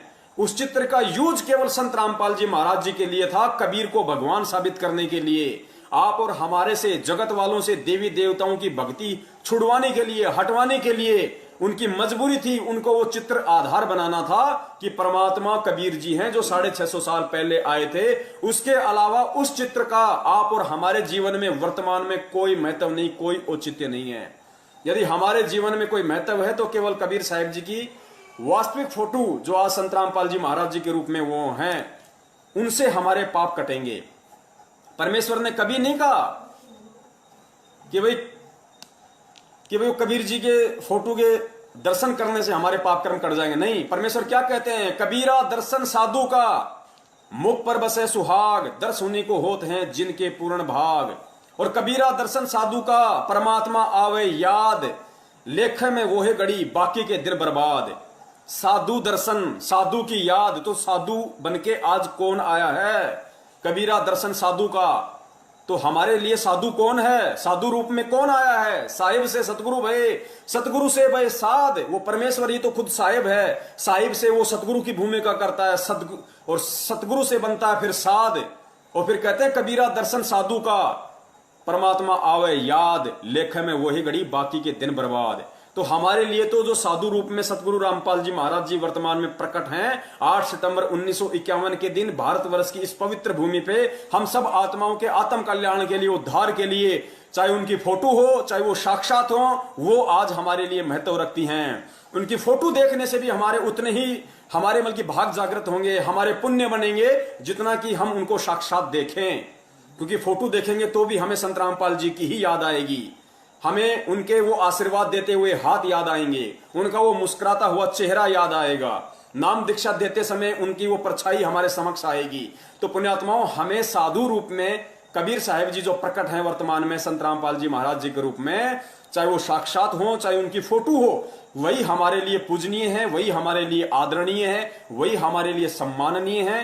अन्य किसी की फोटो हमारे लिए कोई महत्व नहीं रखती है। उस फोटो का महत्व केवल दुनिया को, कबीर को भगवान साबित करने के लिए संत रामपाल जी महाराज जी के लिए था, आप और हमारे लिए नहीं। क्योंकि आज हमें यह समझ में आ जाना चाहिए कि कबीर जी की फोटो के आधार से कबीर जी को भगवान साबित करने वाला कौन हो सकता है?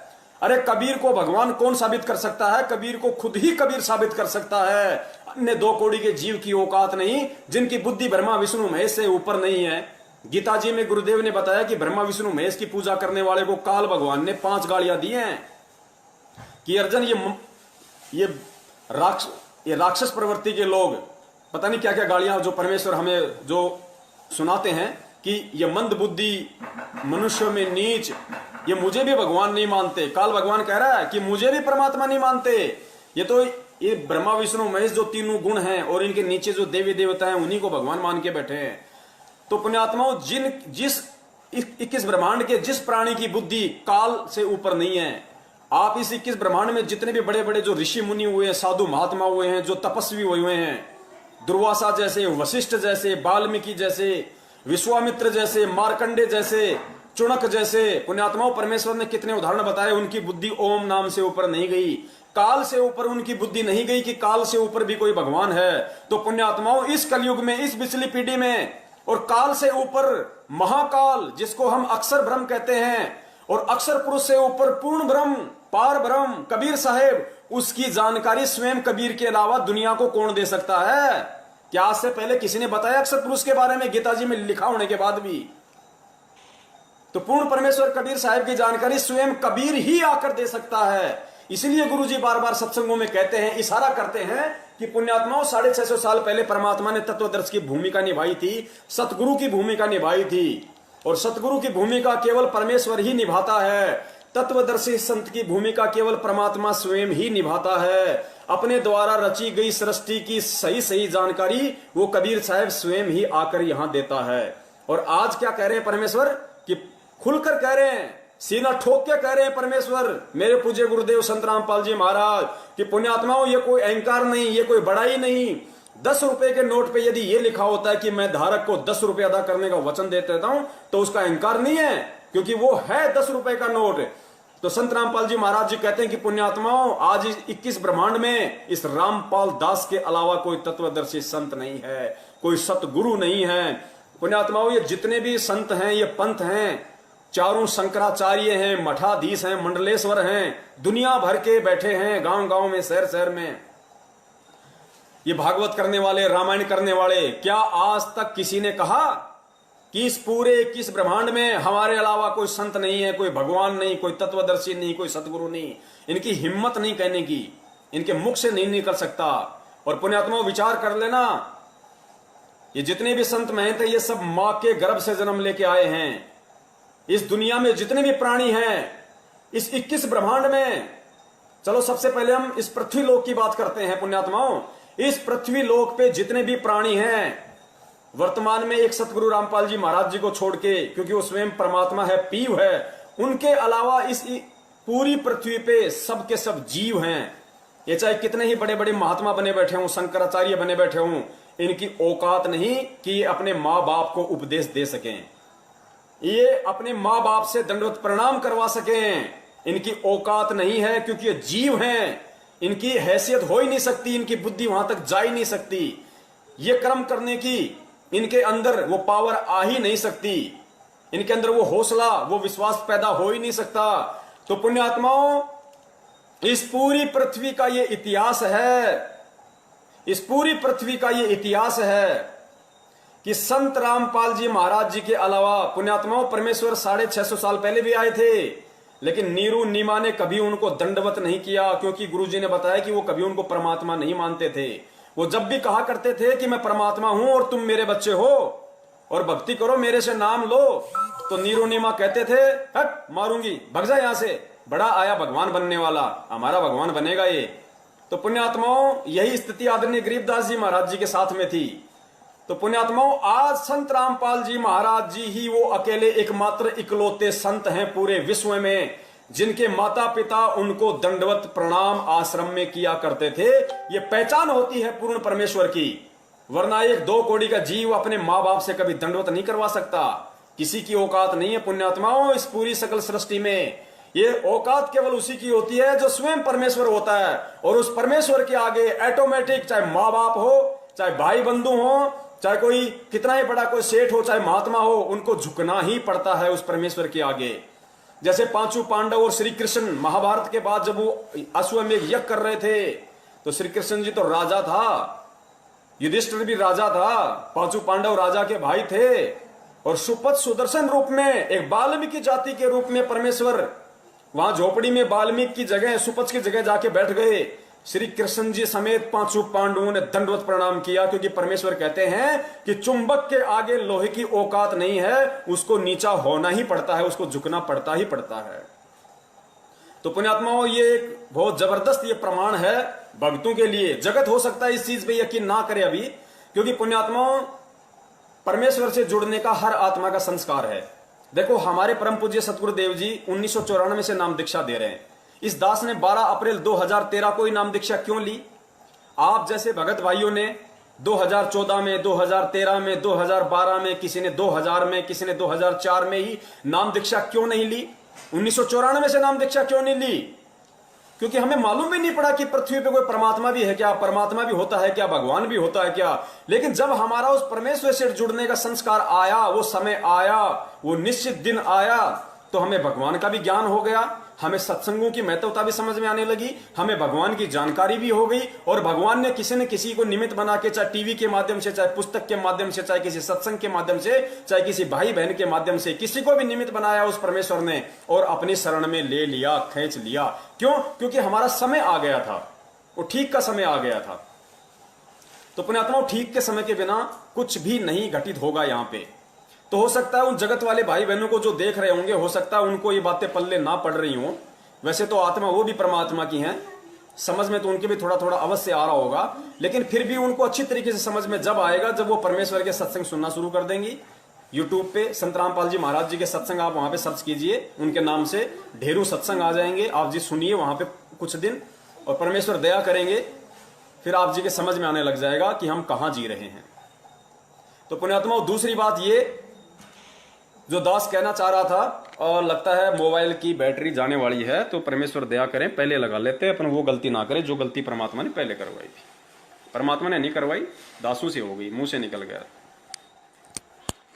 लग गया। और अब पुण्यात्माओं, इसके अलावा जो एग्जाम्पल जो दास देने जा रहा है सतगुरुदेव जी की सत प्रेरणा से, उनके आशीर्वाद से, उसको जरा गौर से सुनना, और रात को जब सोओ तो सोने से पहले 5 मिनट उस पर विचार करना। देखो, सत्सेवक भाई बहनों को तो विचार करने की आवश्यकता नहीं है, क्योंकि परमेश्वर कहते हैं कि जो जिसके आश्रित हो जाता है उसका तो फिर बाल भी बाका नहीं होता, वो तो फिर चद्दर तान के सो जाता है। परमेश्वर ने क्या बताया? परमेश्वर ने मीन का उदाहरण दिया, फिश का, मछली का। गुरुदेव ने बताया कि मछली जल के आश्रित होती है, और जल उसको इतनी छूट दे देता है, उसको इतनी स्वतंत्रता दे देता है कि चाहे पानी की कितनी ही तेज धारा बह रही हो, मछली विपरीत धारा में और ऊपर चढ़ जाती है, जहां से पानी गिर रहा है उस फॉल के ऊपर चढ़ जाती है। उस बहाव में मछली यूं करती करती करती उल्टी चढ़ जाती है। क्यों? क्योंकि पानी ने उसको छूट दे रखी है, पानी ने उसको स्वतंत्रता दे रखी है, उसको पूरी सिक्योरिटी दी हुई है कि तुम मस्त होके खेल, मस्त होके ना, तेरा बाल भी बाका नहीं होगा। क्यों?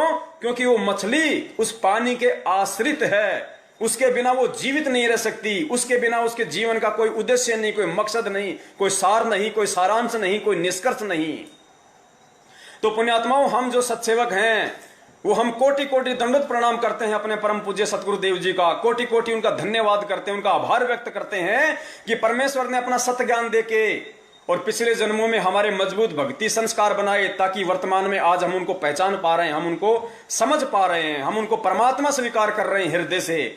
तो परमेश्वर ने सत्सेवकों को तो भाई मछली की तरह खुली छूट दे रखी है, हमारे को तो कोई मीन मेख नहीं है किसी भी प्रकार की।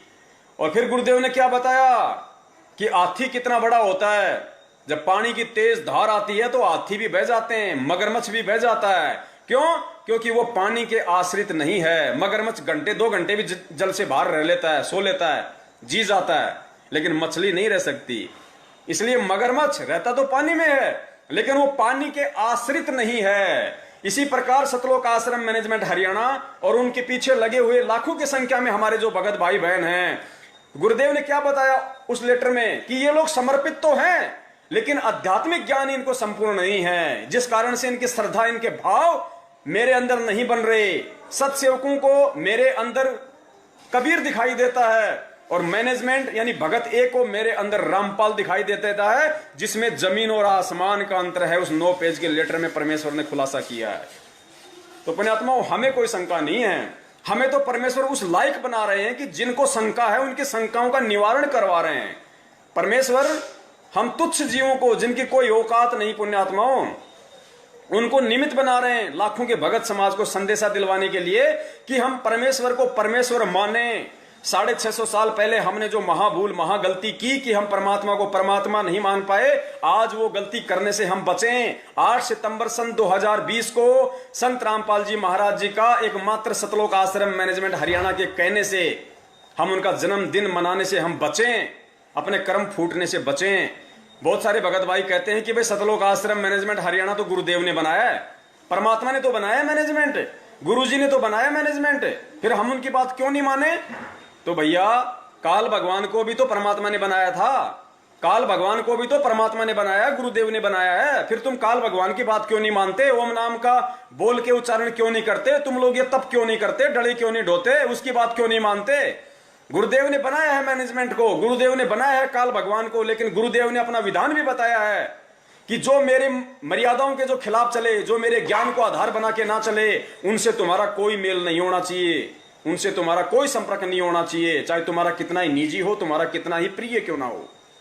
गुरुदेव कहते हैं, परम शक्ति संगीतम रिद्धि सिद्धि दाता सोही, अविगत गुण अतितम सत्य पुरुष निर्मोही। जिस प्रकार वो परमेश्वर निर्मोही है इस भक्ति मार्ग में, चाहे उनका कितना ही निजी हो, चाहे वो किसी भी कुल में, किसी भी परिवार में लीला में तरीके से वो प्रकट हो, चाहे वो किसी को अपनी माँ कहते हो, अपना पिता कहते हो, अपना भाई कहते हो, अपनी औरत कहते हो, अपने बच्चे कहते हो, कहते हैं वो निर्मोही परमात्मा है। परम शक्ति संगीतम रिद्धि सिद्धि दाता सोही, अविगत गुण है अतितम सत्य पुरुष निर्मोही। यदि उसकी भक्ति के खिलाफ कोई भी चलेगा तो उसका बक्कल ही उतरेगा, वो मोक्ष प्राप्त नहीं कर सकता।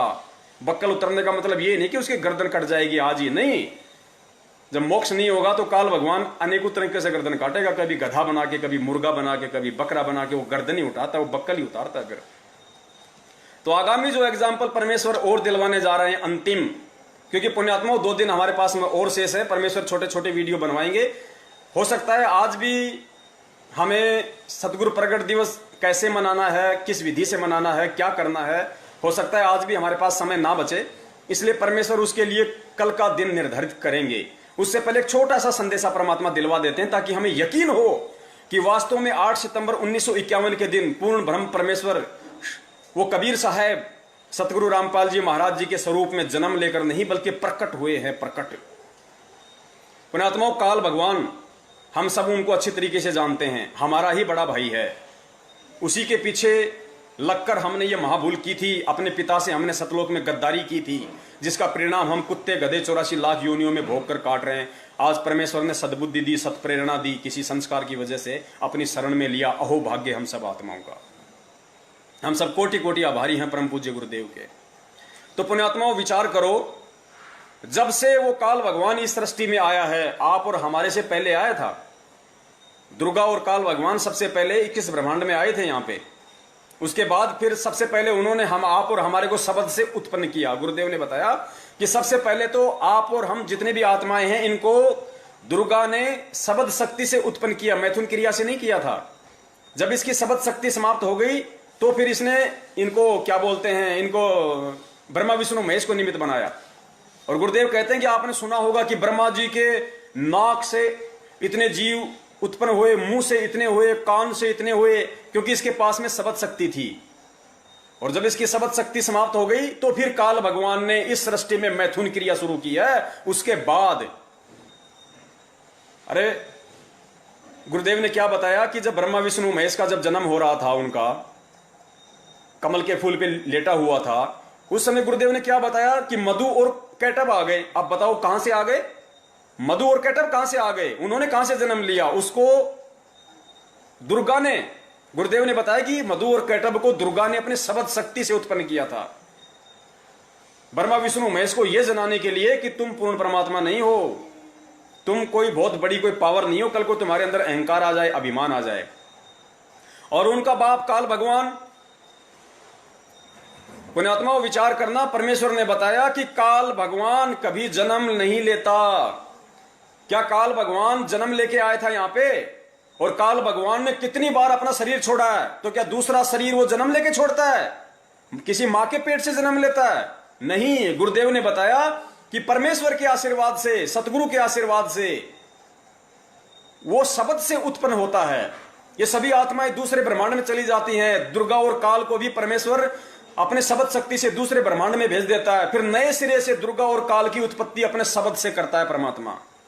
तो पुण्यात्माओं, जो परमेश्वर काल की उत्पत्ति शब्द से करता है, जिस काल का आज तक यहाँ पे किसी मां के पेट से जन्म नहीं हुआ, तो स्वयं वो परमात्मा यदि 8 सितंबर 1951 के दिन अपने धर्मदास जी के साथ 650 साल पहले किए वायदे के अनुसार, वचन के अनुसार, यदि 8 सितंबर 1951 के दिन इस बिजली पीढ़ी में भारत की पवित्र भूमि पे आएगा, तो क्या मां से जन्म लेके आएगा?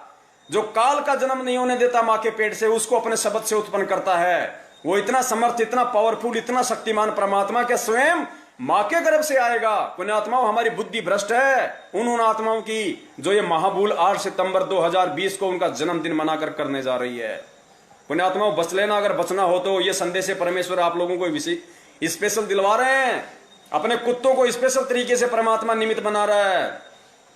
ये सौभाग्य नहीं मिलता। दास बार बार कहता है कि एक बाल पे 2 छक्के और जीवन में 2 मौके किसी परम सौभाग्यशाली व्यक्ति को मिलते हैं, आम व्यक्ति को नहीं मिलते।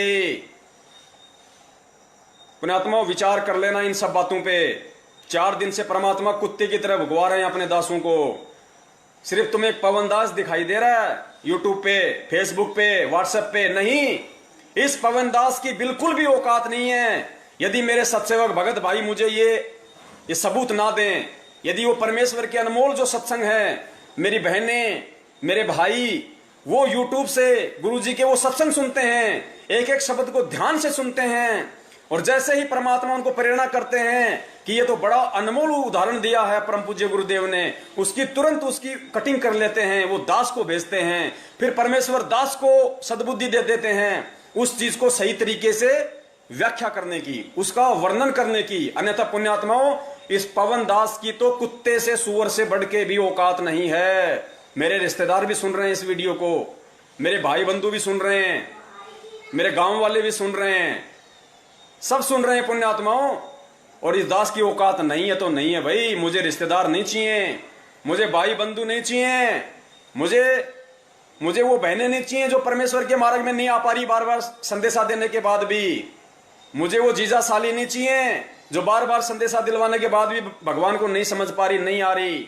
मुझे वो गांव वालों की कोई जरूरत नहीं है। मुझे जो परमेश्वर पृथ्वी पे आया हुआ है, उनको संदेशा भी चला गया, फिर भी वो मालिक की शरण में नहीं आ रहे। तो पुण्यात्माओं, इस दास की एक कुत्ते से बढ़ के औकात नहीं है। यदि मेरे भगत भाई बहन, सत्सेवक भगत भाई बहन, यदि मुझे वो सबूत उपलब्ध ना करवाएं तो इसमें किसी का कोई श्रेय नहीं है पुण्यात्माओं। और यदि श्रेय है तो सबसे बड़ा श्रेय केवल परम पूज्य सतगुरु रामपाल जी महाराज जी का है। और उसके बाद यदि किसी का श्रेय है तो मेरे सत्सेवक भगत भाई बहनों का है, और तीसरे नंबर पे इस कुत्ते का है। जो उनके बिना ये एक जुबान भी नहीं निकाल सकता यहां पे, यदि वो सबूत वो भाई बहन मुझे उपलब्ध ना करवाएं तो पुण्यात्माओं परमेश्वर दया करें। आज के लिए इतना ही काफी। कल यदि परमात्मा दास को निमित्त बनाएंगे तो जरूर दास कल भी लाइव आएगा कुछ नई शंकाओं के साथ में और उनके समाधान को लेके, क्योंकि 2 दिन हमारे पास में है। परमेश्वर दया करेंगे कल हम इस बात पे चर्चा करेंगे कि भाई कैसे और किस विधि से हम परमेश्वर का प्रकट दिवस मनाएं, क्योंकि सतलोक आश्रम मैनेजमेंट हरियाणा वालों ने तो कई पाबंदियां लगा दी हैं। पुण्यात्माओं, हम जानवर नहीं हैं, हम गधे नहीं हैं। जिनको गधा बनना है ये ज्ञान लेके, जिनको जानवर बनना है वो बने। हमें डंडे के जोर से नहीं चलना कि हमें कोई छड़ी दिखाएगा तब हम इधर मुड़ेंगे, कोई छड़ी दिखाएगा तो इधर मुड़ेंगे, नहीं।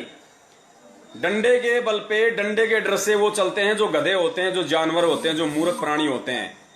और वो लोग भूमिका निभा रहे हैं उस डंडे के इशारे से चलने की, जो सतलोक आश्रम मैनेजमेंट हरियाणा के पीछे लगे हुए हैं। अरे विचार करो पुण्यात्माओं, गुरु जी तुम्हें आदेशों का गुलाम नहीं बनाना चाहता। गुरु कभी नहीं चाहता कि मेरा बेटा, मेरा बच्चा मेरे आदेशों का गुलाम बने। गुरु का सबसे बड़ा आदेश उसका सत्संग है। तुम सुबह सुबह नित्य नियम करते हो, उसमें सारे आदेश ही तो हैं गुरुदेव के।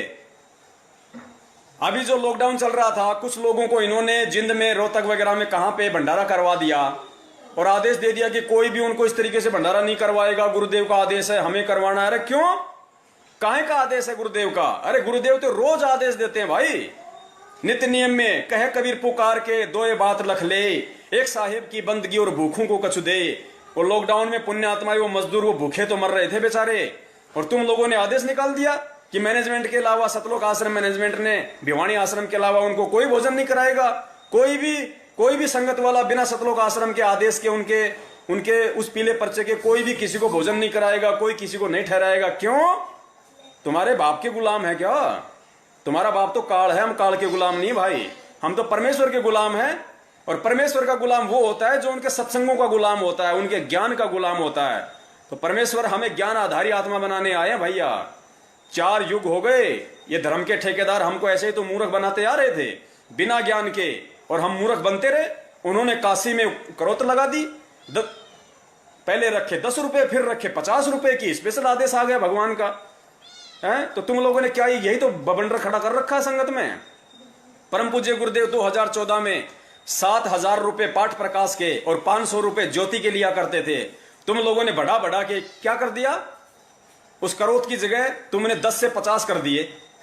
7,000 से तुमने 11,000 किए, 11 से तुमने 15 किए। शर्म आनी चाहिए तुम लोगों को, लेकिन शर्म आएगी नहीं, क्योंकि इन बातों का असर तुम पे नहीं होगा। हमें पता है इन सब बातों का। सतलोक आश्रम मैनेजमेंट हरियाणा पे, नामदान केंद्र वालों पे और कोऑर्डिनेटरों पे ना तो मुझ पवन दास की किसी बात का कोई असर होगा और ना ही सतगुरुदेव जी के किसी सत्संग का कोई असर होगा। क्यों नहीं होगा?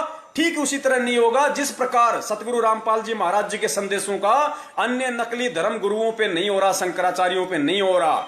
गुरुदेव को भी इस बात का अच्छे से पता है कि उन पे कोई असर नहीं होगा, क्योंकि वो तो मान बढ़ाई में धस चुके हैं, उन पे नहीं होगा। लेकिन उनके पीछे जो भोली आत्माएं लगी हुई हैं, जो करोड़ों की लाखों की संख्या में जो बेचारा भोला भगत समाज है, वो मेरी बातों पे विचार करेंगे, मंथन करेंगे। तो हमें पता है कि ये मैनेजमेंट वाले, ये कोऑर्डिनेटर, ये सतलोक आश्रम मैनेजमेंट, उनका परिवार सतगुरुदेव जी का, इन पे असर नहीं होगा। इनको तो हम जहर दिखाई दे रहे हैं। अब बहुत सारे जो मैनेजमेंट वाले देख रहे हैं, वो तो ये देख रहे हैं कि पवन दास अगर इस मोबाइल से बाहर निकल जाए तो अभी इसकी घेटी दबा दें, अभी इसकी गर्दन दबा दें इसकी।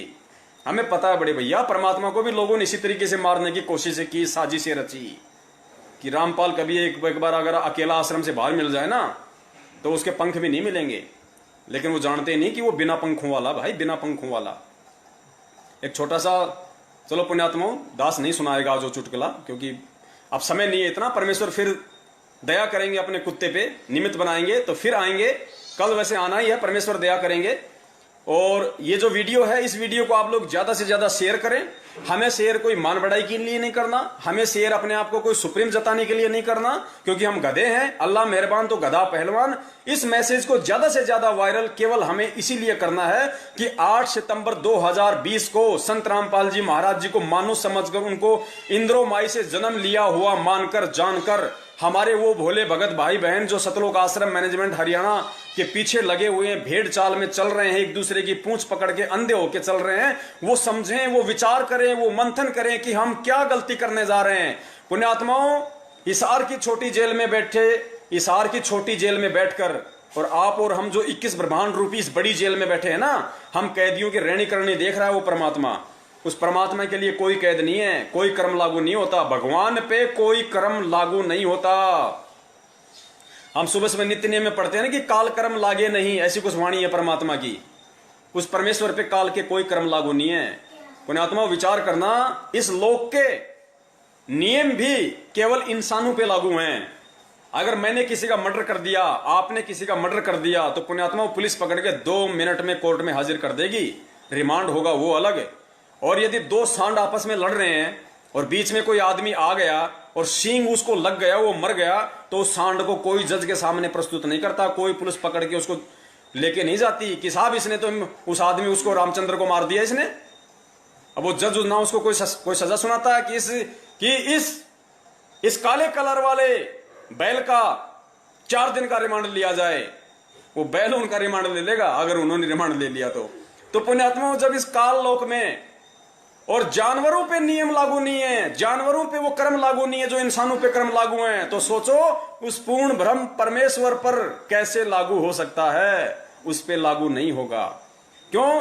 क्योंकि कर्म लागू उस पे होते हैं जो मां के गर्भ से जन्म लेके आता है।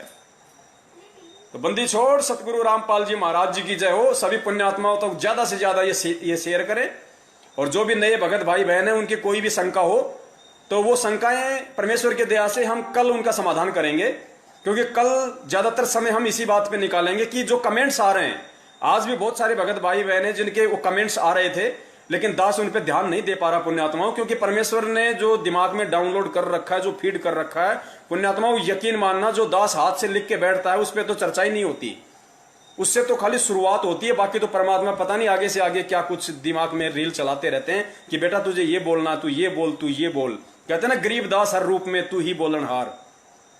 तो परमेश्वर ही आगे से आगे सारा पिक्चर को चलाते हैं। लेकिन फिर भी हम परमेश्वर से अरदास करेंगे, हम विनती करेंगे अपने पूर्ण ब्रह्म से कि हमारे भगत भाई बहन जो कमेंट्स में अपने जो शंकाएं जाहिर करते हैं, हो सके तो हम उनका भी समाधान करें, क्योंकि परमेश्वर ने हमें ये आदेश दे रखा है। जब हम नाम दीक्षा लेते हैं तो सत्संगों में भी कई बार सतगुरुदेव जी कहते हैं कि भाई देखो, हर बार हर सत्संग का जिक्र मैं यहाँ सत्संग में नहीं कर सकता, और आप लोग भी हर सत्संग को अटेंड नहीं कर सकते हो। इसलिए जो भी शंका होती है, आप अन्य जो भगत हैं, जो पुराने भगत हैं, आप उनके संपर्क में रहो, उनसे भी आप इन बातों को पूछ सकते हो।